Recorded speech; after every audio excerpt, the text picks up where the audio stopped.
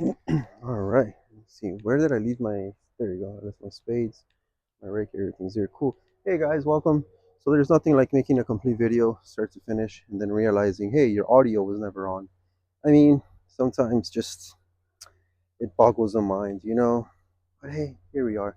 It's okay. So quick little recap. I'll do a voiceover. Either way of the whole process being fast, because try to keep it short. We put in the ground today some 11 bulbs, 11 bulbs of garlic, individual cloves, which are starting to develop roots already.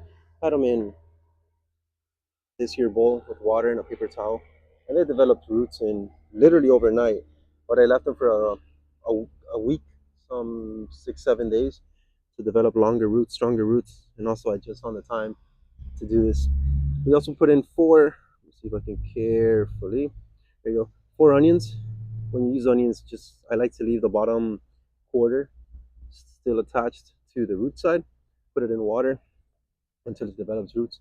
Once the roots are developed, and you feel, or once the roots are developed, the white shoots of roots straight into the ground it goes. And the same thing for carrots. I have two carrot tops in here that we put in. For these, I'm not gonna really wait for them to develop. The bulbs, maybe they'll go to a whole garlic head.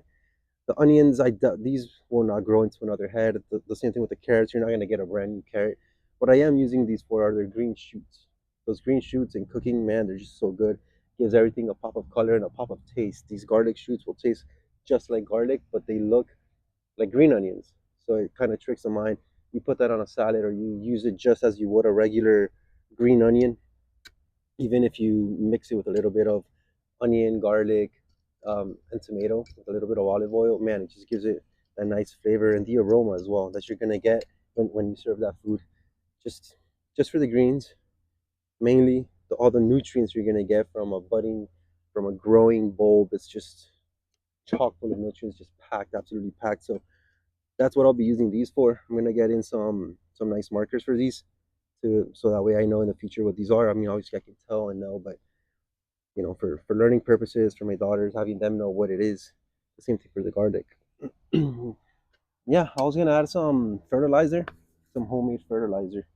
Actually, I'll make a video on this some other day, but it's just it's dried up fruits and vegetables that I put in the dehydrator. Leave it about 12 hours. There you go. That's more than enough.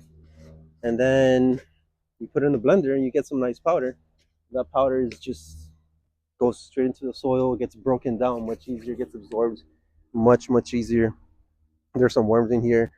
Earlier, I was playing with a little baby cockroach, which also help with the aeration of the soil and eating up your aphids, which are hell annoying. So that was it. I'll make a nice little voiceover now that I realize my audio is connected. And thank you for joining me. See you next time, guys. Thank you so much for being here.